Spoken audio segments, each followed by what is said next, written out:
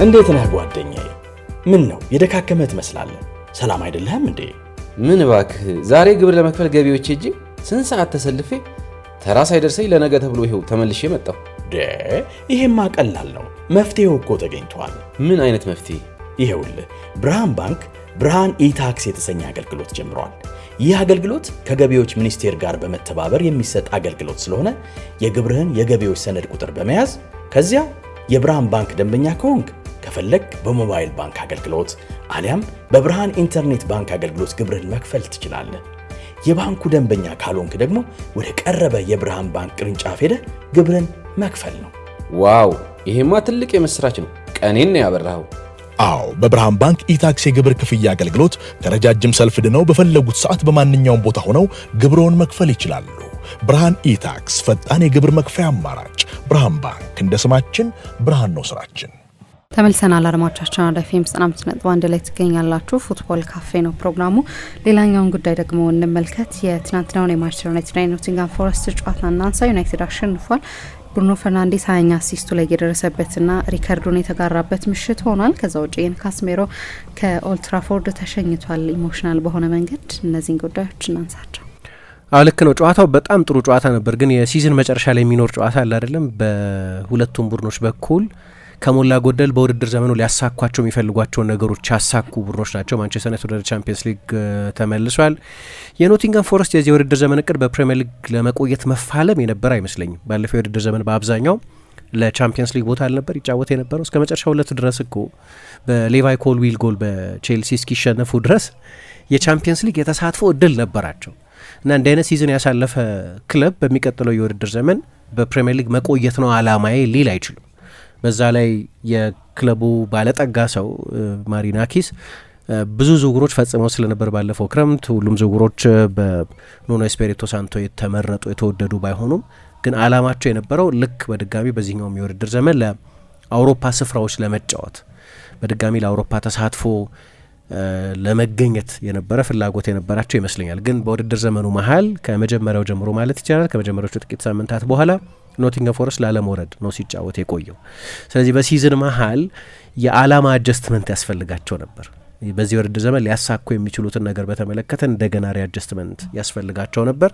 በፕሪሚየር ሊግ መቆየት ነበር ሀሳባቸው። 4 አሰልጣኞችን ቀያይረው መጨረሻ ላይ በቪክቶር ፔሬራ አማካኝነት በፕሪሚየር ሊግ ቆይተዋል። ስለዚህ ሁለቱም ቡድኖች በዚህ ውድድር ዘመን ከሞላ ጎደል ሊያሳኳቸው የፈለጓቸውን ነገሮች አሳክተው ነው በ37ኛው ሳምንት የተገናኙት እና በዛ ምክንያት ክፍት ነበር። በጣም የማጥቃት አጫዋት ነበር። 40 ሙከራ ነው የተደረገው። ማንቸስተር ዩናይትድ 4.5 ኤክስጂ ያስመዘገበው፣ ኖቲንግሃም ፎረስት 1.9 አካባቢ ኤክስጂ ነው የነበረው። 12 ሙከራዎች ነበሩ። በጠቅላላ በሁለቱም ቡድኖች በኩል 11 ትልልቅ የጎል እድሎች ተፈጥሯል። በጣም ክፍት ጨዋታ ነበር። ለዚህ ነው ቪክቶር ፔሬራ ዛሬ ኤሊየት አንደርሰን የማይታመን ነበር ብሎ ሲጠይቋቸው፣ አዎ ግን በክፍት ጨዋታ ነው አስደናቂ የነበረው እና የጨዋታውን ኮንቴክስት መገንዘብ አለባቸው። የራሳቸው ተጫዋች ነው ኤሊየት አንደርሰን። የራሳቸውን ተጫዋች ችሎታ ማሳነስ ፈልገው የነበር አይመስለኝም። ግን በቃ ልክ የሲዝን መጨረሻ አካባቢ የምናያቸው ጨዋታዎች አሉ፣ ብዙ የጎል እድል የሚፈጠርባቸው በጣም አዝናኝ የሆኑ ጨዋታዎች። ስቴኩ ሳይሆን አሁን ማንቸስተር ዩናይትድ ማሸነፉ አለማሸነፉ፣ ኖቲንግሃም ፎረስት ማሸነፉ አለማሸነፉ አይደለም።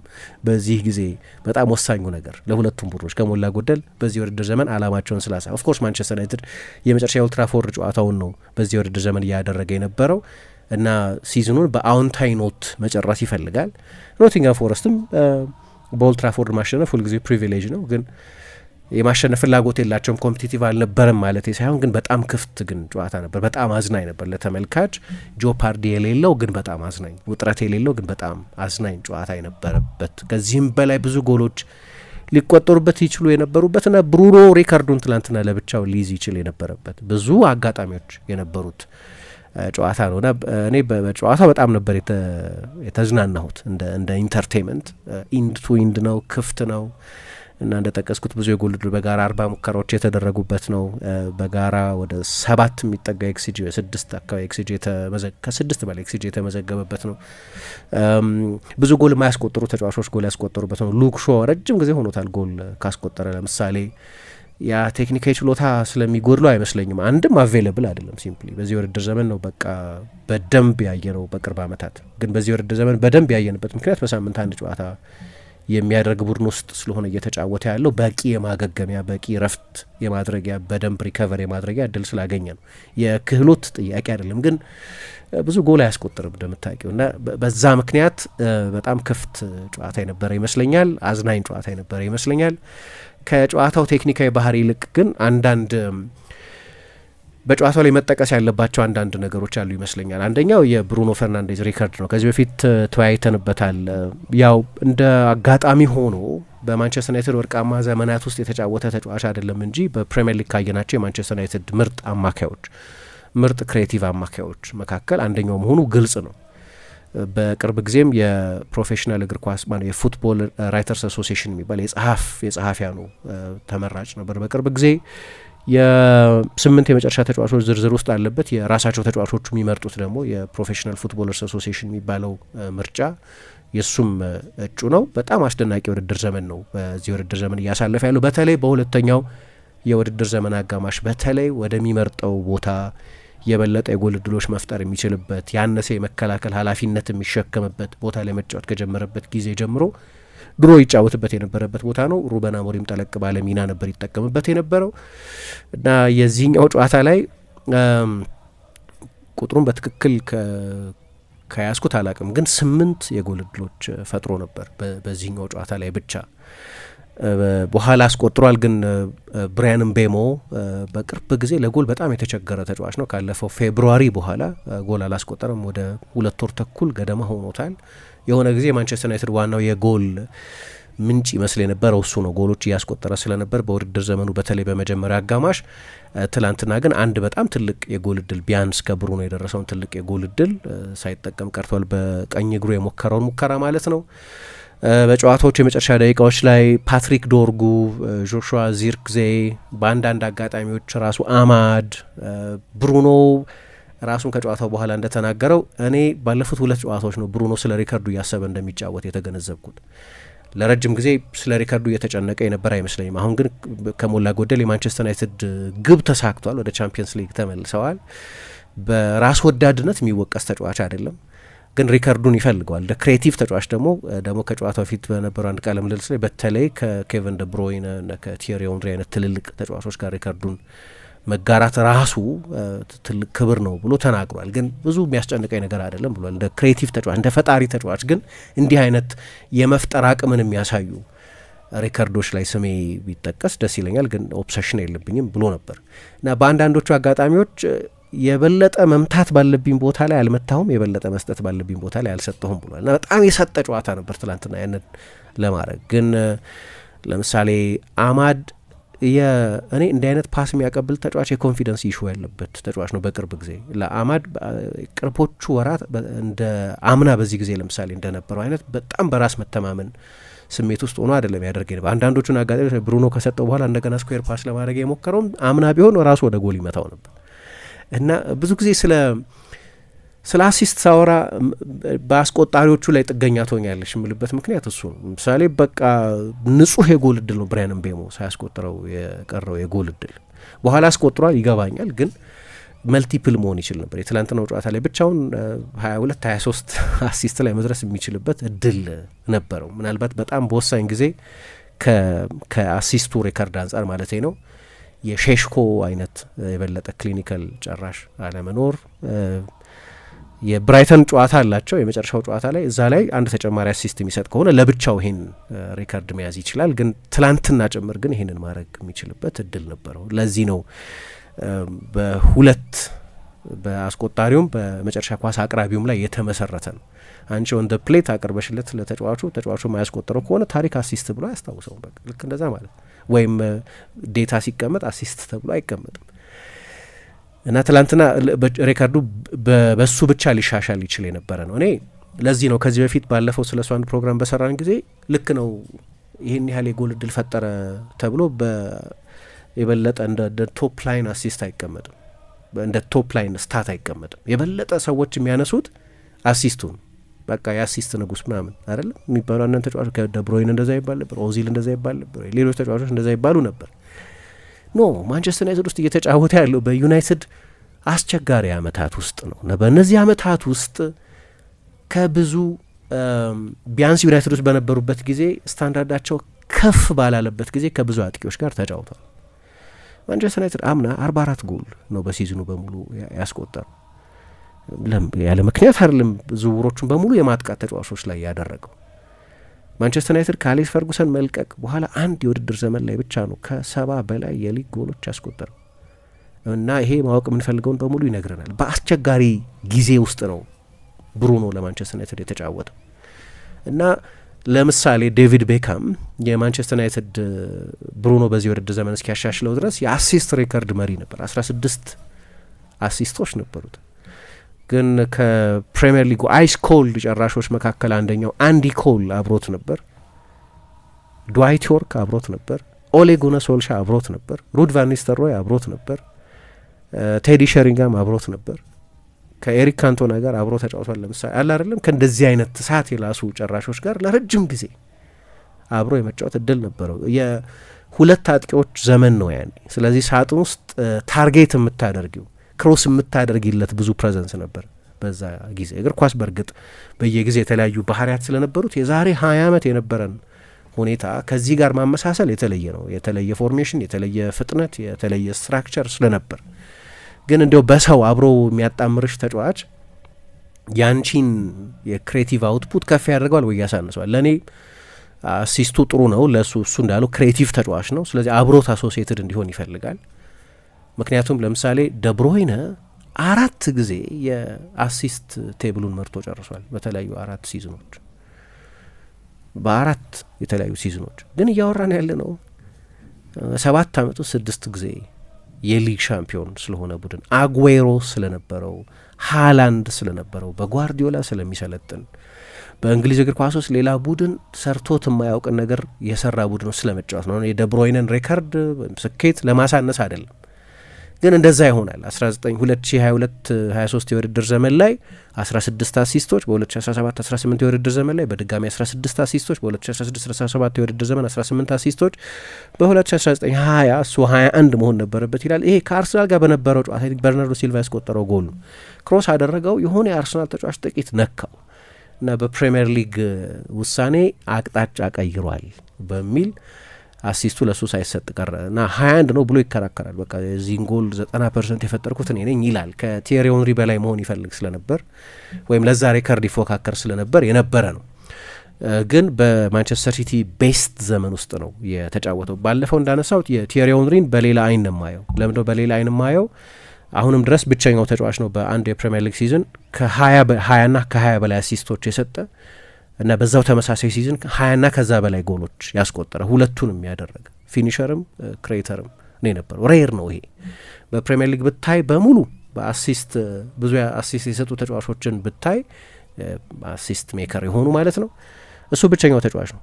9 ቁጥር ተብሎ የሚጠቀስ አጥቂ ተብሎ የሚጠቀስ ግን በአሲስት ሬከርድ የያዘ እና አንዳንዶቹ አሁን ስካይ 20ውን በኦፕን ፕሌይ ነበር ይላል፣ አንዳንዱ ላይ በ18ቱን በኦፕን ፕሌይ ነበር ይላል። ሶ ክሬቲቪቲውን የሚያሳይ ነው። በኦፕን ፕሌይ ነበረውን እንደ 9 ቁጥር ብቻ። ለነገሩ ባለፈው እንዳነሳሁት እንደ ቫን ባስተን፣ ሮናልዶ፣ ጆርጅ ዌያ አይነት ተጫዋቾች ሪፈረንስ ያደርግ ስለነበር ጆርጅ ዌያም፣ ሮናልዶም፣ ቫን ባስተንም የቅርብ ጊዜ ምሳሌ የነበረው ሶኒ አንደርሰንም ሁሉም 9 የሳጥን ፖቸሮች 9ኞች የሚባሉ አልነበሩም። በጨዋታ ላይ ይሳተፉ የነበሩ ተጫዋቾች ናቸው።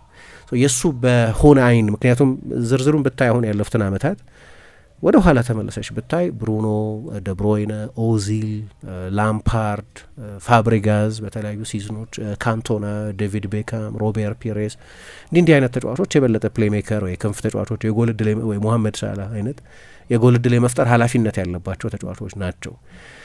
ግን ቢሆንም ብሩኖ በክሬቲቪቲ ግን ፕሪሚየር ሊግ ካያቸው ምርጥ ክሬቲቭ ተጫዋቾች መካከል አንዱ ነው እና ትላንትና ይህንን ሬከርድ ተጋርቷል። ከዛም በላይ መሆን ይችል ነበር ማለቴ ካልሆነ በስተቀር ቢያንስ ሬከርዱን ተጋርቷል። ስለዚህ የመጨረሻው የብራይተን ጨዋታ ላይ 1 አሲስት መጨመር የሚችል ከሆነ ለብቻው ቢያንስ 1 አሲስት መጨመር የሚችል ከሆነ ለብቻው ሬከርዱን ይዘዋል።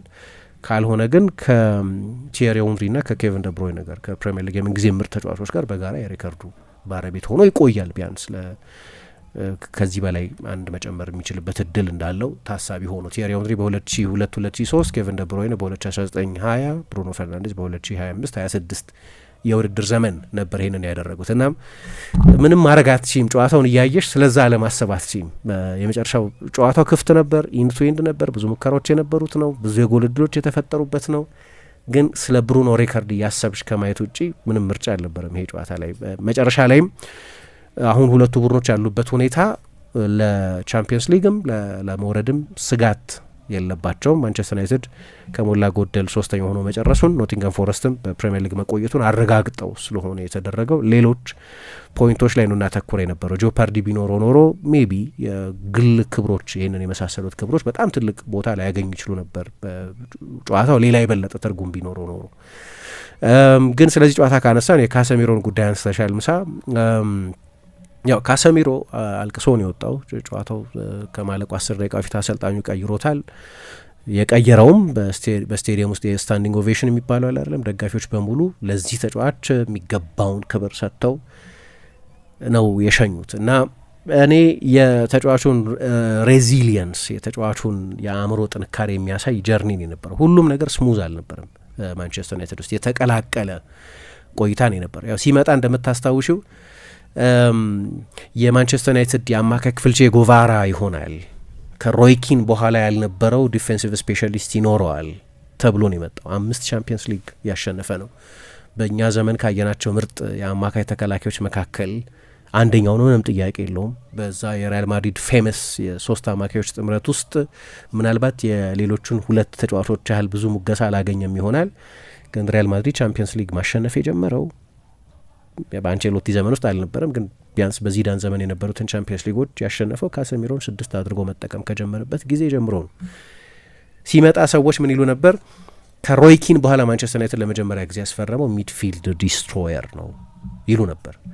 ምክንያቱም ማይክል ካሪክ መጥቷል፣ የሮይኪንን 16 ቁጥር መለያን የለበሰው። ግን እሱ የሜትሮኖም ኢልክ የሚሏቸዋሉ የጨዋታ ፍጥነት የሚወስኑ የበለጠ ፓሰር የሆነ እንጂ የሮይኪን አይነት አግሬሽን ያለው ጉልበተኛ ታክለር፣ ኳስም ግን የሚችል ሁሉ የተሟላ አይነት አማካይ ግን የበለጠ በተፋላሚነቱ ለዛ ነው የማንቸስተር ዩናይትድ አማካይ ክፍል ቼ ጎቫራ ይሆናል ተብሎ የነበረው።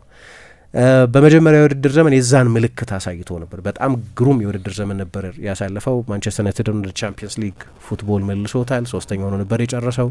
ያለ ካሰሚሮ ምናልባት ወደ ቻምፒየንስ ሊግ መመለስ የበለጠ አስቸጋሪ ሆን ነበር። በዚያ የውድድር ዘመን 2 የካፕ ፋይናሎች ተጫውተዋል። የኤፍ ኤ ካፕ ፋይናል እና የሊግ ካፕ ፋይናል። አንደኛው ኒውካስልን አሸንፈው ሻምፒዮን ሆነዋል። በሌላኛው በማንቸስተር ሲቲ 2-1 ተሸንፈዋል።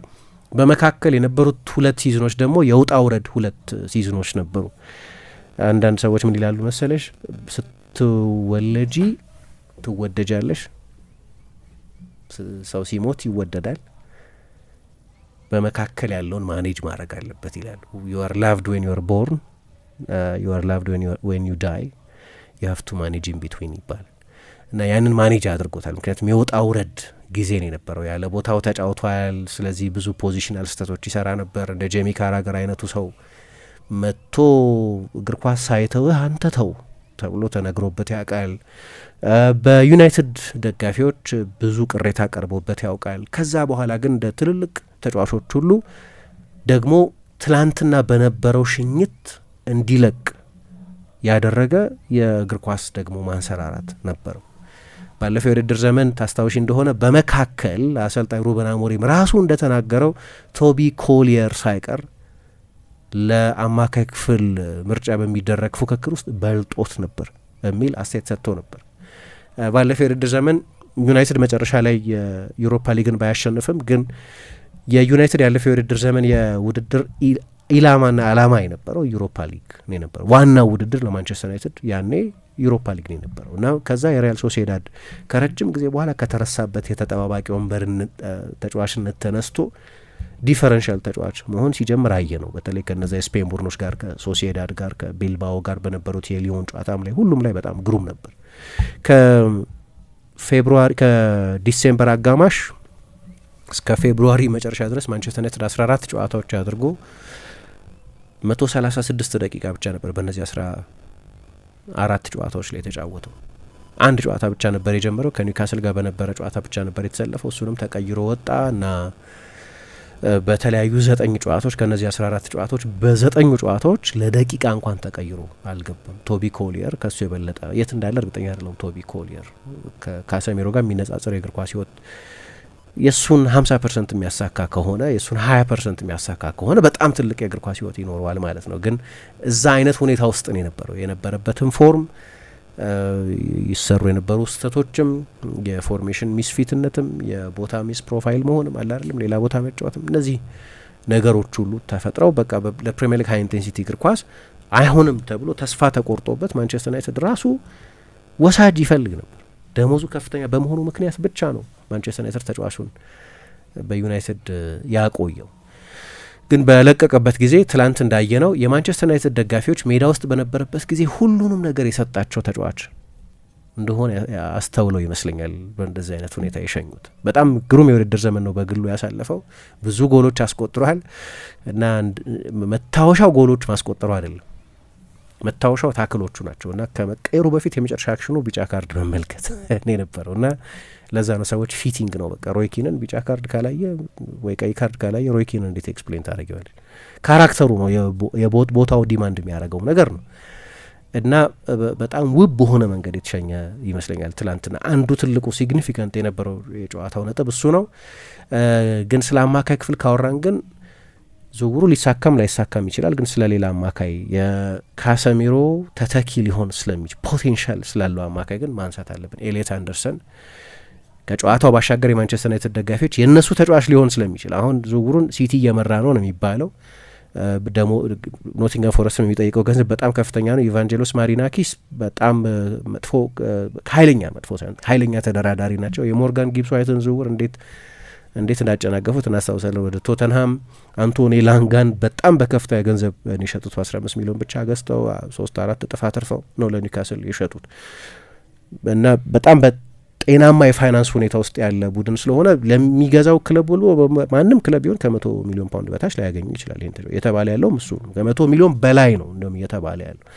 ማንቸስተር ዩናይትድ በጣም ግሩም አማካይ ቢሆንም ለአንድ አማካይ ብቻ ይህን ያህል በጀት መበጀት ተጨማሪ አማካይ ማምጣት አለበት እና ምናልባት አንዳንድ ቦታዎችም ላይ ቡድኑ መጠናከር አለበት። ዴብዝ ያስፈልገዋል። በቀደም ካሰሚሮ ሼሽኮ ባልነበሩበት ጊዜ ዚርክዜን እና ማውንትን ወደ ኋላ አምጥቶን የተጠቀሙ እና ይሄ ደግሞ የሚነግረን ቻምፒየንስ ሊግ በሚመጣበት ጊዜ በሌሎቹ የሀገር ውስጥ ውድድሮች የበለጠ ርቀት በሚጓዝበት ጊዜ ማንቸስተር ዩናይትድ የበለጠ ሮቴት ማድረግ አለበት ማለት ነው እና ያንን ለማድረግ በቂ ዴብዝ እንደሌለው ምልክት የተሰጠበት አሁን የማይጫወተው ኡጋርቴ የማይጫወትበት ምክንያት አለው።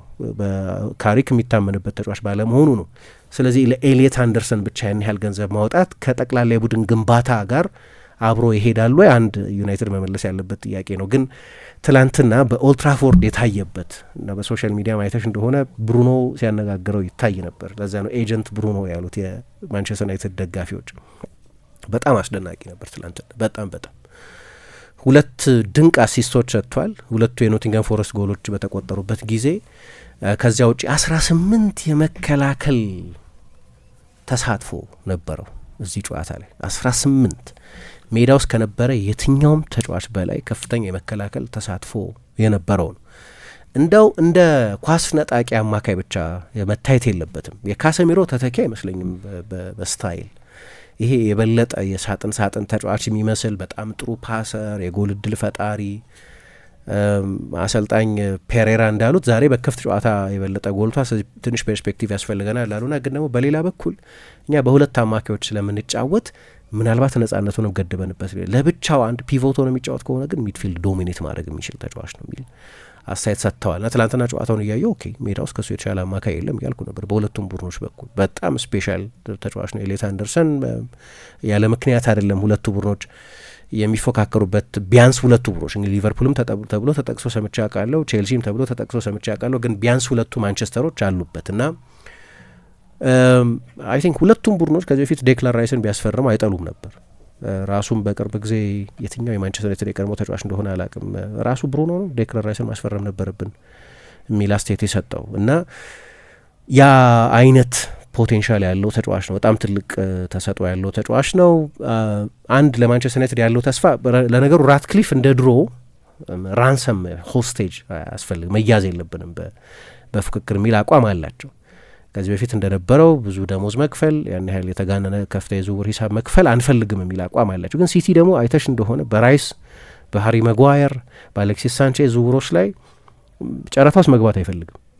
ጨረታ የሚኖር ከሆነ ሲቲ ጨረታ ማሸነፍ ቢችልም ጨረታውን ግን ያን ያህል መተናነቅ አይፈልግም እዛ ሁኔታ ውስጥ እና ትላንትና በዚህ ጨዋታ ላይም ማንቸስተር ዩናይትድ የሚሆንለት ከሆነ ይህንን ተጫዋች ማስፈረም የሚሳካለት ከሆነ በጣም በጣም ጥሩ ተጫዋች መሆኑን በኦልድ ትራፎርድ በማንቸስተር ዩናይትድ ስቴዲየም ውስጥ አሳይቷል። እኔ ወጣቱ ጄራርድን ያስታውሰኛል። ፍጹም አንድ አይነት ተጫዋች አይደለም። የበለጠ ዲስፕሊን ነው፣ ያኛው የበለጠ ማች ዊነር ነው፣ ያኛው የበለጠ ጎል ስኮረር ነው። ግን ወጣቱን ስቲቨን ጄራርድን ይመስላል። ከጸጉር ቁርጡም ከቁመቱም ከምኑም እንደዛ ይመስላል። አሯሯጡም ሳይው በመጠኑ ይመሳሰላል።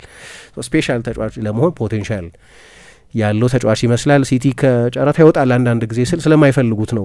ጨረታውን ማሸነፍ ስለማይችሉ አይደለም። ከፍሎሪያን ቪርትዝ ፉክክር ወጥተዋል። አምና ለምሳሌ እንደምታስታውሽ ተጫዋቹ የበለጠ ሊቨርፑልን መምረጡን ሲያውቁ ያን ያህል እኛ 130 እንክፈል የሚል ጨረታ ውስጥ አይገባም ሲቲ።